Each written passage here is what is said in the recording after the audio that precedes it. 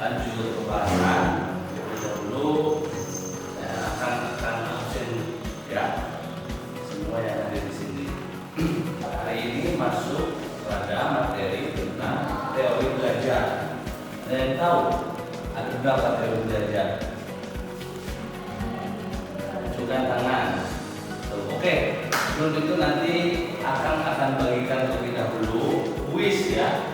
Kalian isi kuis tersebut ya di HP supaya kalau untuk mengetahui sejauh mana pemahaman teman-teman mengenai macam-macam teori belajar dan apa manfaatnya. Diklik tautannya untuk mengisi kuis yang sudah akan kirim. Ya, diberi tes ya. Sudah dapat?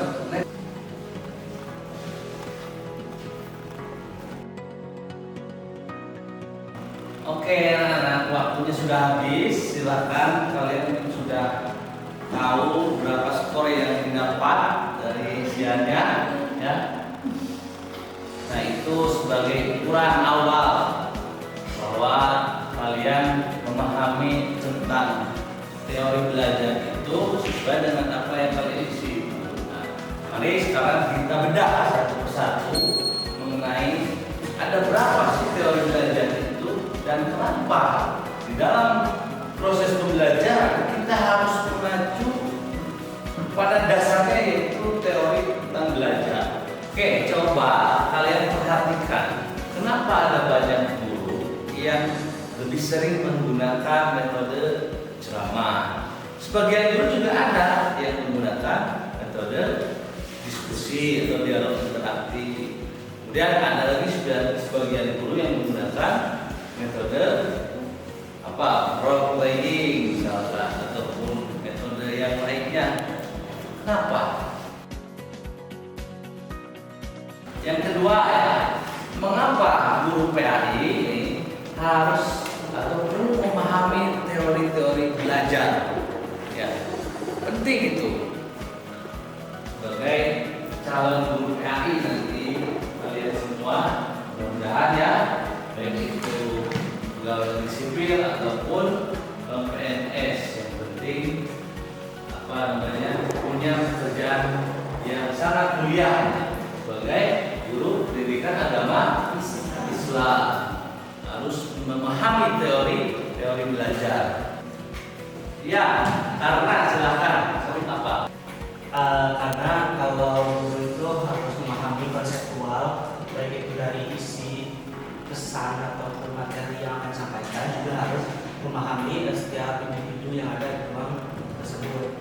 Jadi memang harus benar-benar memahami teori itu seorang guru tersebut. Baik, terima kasih karena yang lain.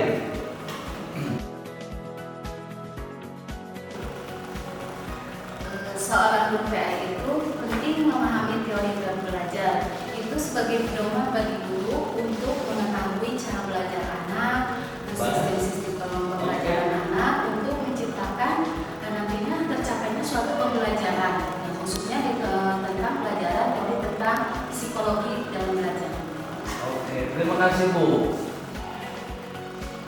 Izin menjawab, kenapa guru PAI perlu memahami teori belajar? Yang pertama, menurut saya agar pembelajaran lebih efektif. Terus yang kedua yaitu membentuk akhlak siswa. Gitu.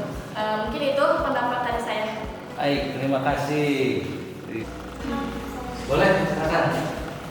Tadi pertanyaannya kenapa guru harus memahami teori belajar? Nah, guru harus memahami teori belajar karena agar dapat memilih, agar gurunya itu dapat memilih metode pembelajaran yang tepat sehingga siswa lebih mudah memahami materi. Iya. Hampir benar semua. Kenapa? Karena setiap guru memiliki cara pandang yang berbeda. Bagaimana menggunakan metode pembelajaran berdasarkan dari apa yang dipahami dari teori belajar tersebut. Cara pandangnya berbeda-beda. Bagaimana siswa bisa belajar begitu. Kita lihat yang pertama bahwa teori belajar itu ada 4.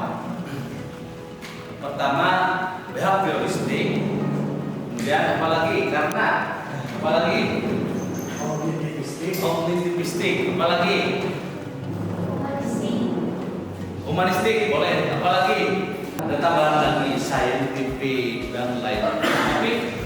Tapi umumnya ada 4 teori belajar yang harus dipahami. Apalagi kita di sini kelas ini mahasiswa calon guru PAI harus paham tentang teori belajar itu.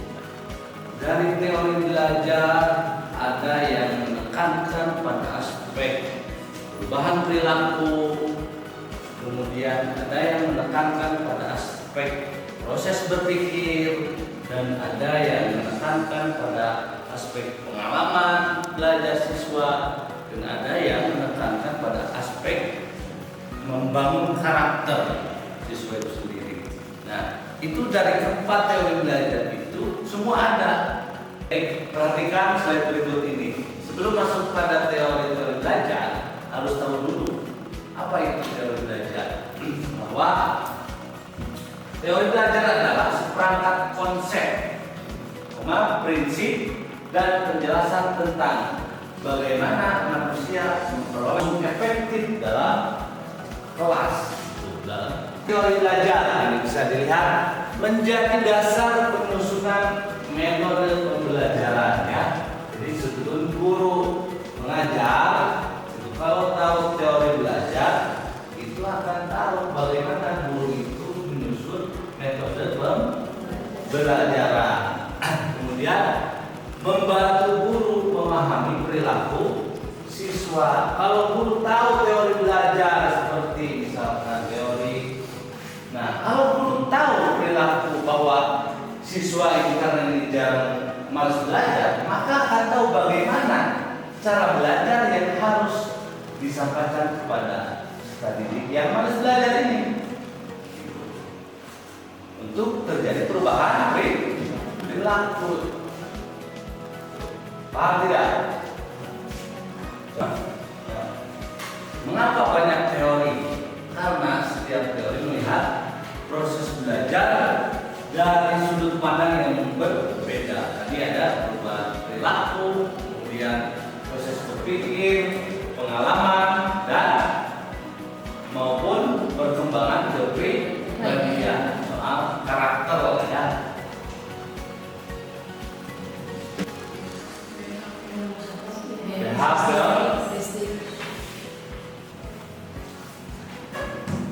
Jadi itu sifat atau pendekatannya,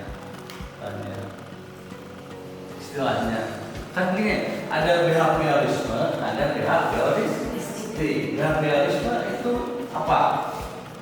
Behaviorisme itu alirannya, ismenya gitu. Kalau sifatnya behavioristik. Behavioristik itu sifat ataupun pendekatan. Teori belajar berapa? Jawabnya behaviorisme, konstruktivisme, kognitivisme, humanisme. Itu bisa, asalkan jelas bahwa behaviorisme itu aliran dalam teori belajar. Nah, kalau behavioristik jawabannya behavioristik, kognitivistik, konstruktivistik. Setiap proses pembelajaran itu harus ada stimulus dan ada respon. Kalau tidak ada respon, kira-kira belajar bukan itu. Belajar dengan tempo misalkan. Boleh dikatakan belajar, cuma kurang efektif. Karena belajar satu arah, tidak ada respon dari audiens. Nih, kita lihat contoh dari teori behaviorisme, ya, behavioristik. Guru memberi ujian kepada siswa yang hafal ayat ataupun yang berprestasi. Siswa menjadi lebih semangat menghafal. Kemudian contoh kedua, sekolah membiasakan salam dan doa sebelum belajar. Maka lama-kelamaan menjadi kebiasaan atau karakter yang ada dalam diri siswa. Kesimpulannya bahwa teori ini efektif untuk satu, dengan pembiasaan, kemudian pendisiplinan, kemudian pelatihan dan hafalan untuk teori behaviorisme. Pandangannya, siswa bukan hanya menghafal, tetapi harus memahami makna. Karena hafal kan kita suka menghafalkan. Nah, ternyata kognitivisme ini bukan hafal doang. Jadi bukan menghafal doang. Ya, tapi harus paham, harus tahu, harus mengerti apa yang dihafalin. Ya, sudah ketangkap maksudnya apa? Kognitivisme itu.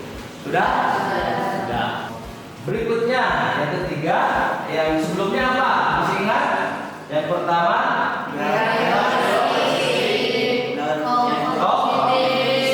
yang berikutnya konstruktivistik. Ini berbeda pandangan mengenai pembelajaran ya. Inti teori pengetahuan yaitu dibangun sendiri oleh siswa melalui pengalaman dan interaksi sosial. Peran guru, peran gurunya, guru bukan pusat informasi, tetapi fasilitator dalam metode pembelajaran. Kalau menggunakan pendekatan atau teori konstruktivistik, kira-kira memakai ceramah atau memakai dialog interaktif atau pemecahan masalah. Oke, selanjutnya kita akan berdiskusi dibagi menjadi 4 kelompok ya. Bagaimana tadi ada 4 teori belajar. Nah, dari 4 kelompok ini, kelompok pertama sebagaimana yang sudah dibentuk ya kelompoknya minggu kemarin. Kelompok 1 ini guru meminta siswa menghafal surat pendek setiap minggu dan memberikan reward bagi siswa yang hafal. Jelaskan ini menggunakan teori belajar apa dan bagaimana aplikasinya dalam pembelajaran pendidikan agama Islam. Seolah-olah nih ya, itu kelompok 1. Berikan argumentasinya kenapa harus pakai teori belajar A, B, C ketika melihat kalimat ini. Paham maksudnya ya? Itu untuk kelompok pertama. Izin menjawab dari kelompok 1, yaitu teori yang digunakan yaitu teori behavioristik. Kenapa? Karena guru meminta siswa untuk menghafal surat pendek di setiap minggunya dan guru memberikan reward bagi siswa yang hafal gitu. Jadi setiap siswa yang udah hafal dikasih reward sama gurunya, apapun bentuknya pasti sama gurunya diapresiasi. Mungkin segitu dari kelompok 1. Yang kedua, guru meminta siswa berdiskusi tentang hikmah zakat dalam kehidupan sosial masyarakat. Jadi kelompok kedua ini soal guru meminta siswa berdiskusi ya, diskusi ini memakai teori apa, kemudian cara mempraktekannya bagaimana. Kenapa memakai teori ini? Gitu. Nanti diskusi silahkan bersama kelompoknya. Izin menanggapi terkait apa yang disampaikan dari kelompok 1. Memang sesuai dengan pendapat saya, akan tetapi seharusnya lihat juga dari konsep intinya daripada konsep behavioristik itu, yang mana ada stimulus dan rangsangan juga, di mana si peserta didik dan si pendidik itu saling keterikatan, apalagi dengan adanya reinforcement yaitu penguatan hadiah, maka si peserta didik jadi makin aktif karena reward yang disampaikannya itu menjadi penguat bagi si peserta didik. Boleh. Izin menanggapi dari kelompok 1 terkait behavioristik. Kan tadi behavioristik itu belajar dengan cara memberikan hadiah lah ya singkatnya. Nah, sepertinya dapat dikombinasikan dengan teori humanistik karena agar siswa tidak hanya belajar karena hadiah tetapi juga karena kesadaran dan motivasi diri sendiri gitu. Terus teori ini juga bisa diterapkan di MTS, sepertinya lebih cocok karena agar si siswa tuh tidak hanya seperti SD kan dikasih hadiah tuh langsung senang terus pasti terus-terusan ingin belajar terus hadiah. Tapi kan kalau MTS lebih berpikir lebih dewasa lagi. Jadi kayaknya lebih cocok di MTS atau di SMA untuk menggabungkan teori behavioristik dan juga teori humanistik. Oke. Seorang guru tidak hanya bisa memakai satu teori saja dalam konteks apapun, apalagi sesuai dengan tingkatan SD, SMP, SMA ya, itu pasti beberapa teori perlu ada kombinasi ataupun kolaborasi teori belajar. Ada bisa behavioristik dengan kognitivistik, kemudian tadi dengan humanistik, itu bisa. Bahkan semuanya bisa sekali semuanya. Dari keempat teori tersebut digabungkan dalam proses pembelajaran itu bisa, sangat bisa sekali.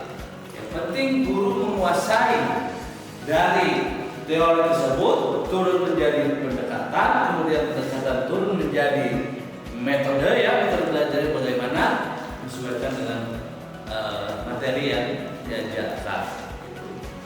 Karena waktu sudah mau habis ya, diskusi kita dicukupkan sekian. Juga perlu diingat oleh teman-teman semua calon guru. Jadi seorang guru yang pandai, yang hebat itu tidak hanya mampu menggunakan satu teori aja, teori belajar, tetapi bagaimana bisa mengkombinasikan, mengkolaborasikan berbagai teori tersebut dengan kondisi ataupun konteks yang dia pahami, ya itu. Jangan teori behavioristik, hafalan terus, karena malas belajarnya kan begitu ya. Kadang teori ceramah, kadang penugasan, udah karena gurunya malas untuk membimbing diskusi. Itu jangan seperti itu ya. Harus melihat konteks, melihat kondisi kelas bagaimana supaya pembelajaran bisa lebih efektif ya. Nah, baik. Semoga pertemuan hari ini bisa membawa manfaat, menjadi sebuah pengetahuan dan juga ilmu. Mohon maaf apabila ada yang salah dalam penyampaiannya. Minggu berikutnya kita akan menginjak pada kesulitan belajar. Kalau tidak kesulitan belajar ya, bisa dibaca buku yang sudah disampaikan ataupun LPSK yang sudah akan bahas di pertemuan awal ya. Cukup dipahami? Ada lagi pertanyaan?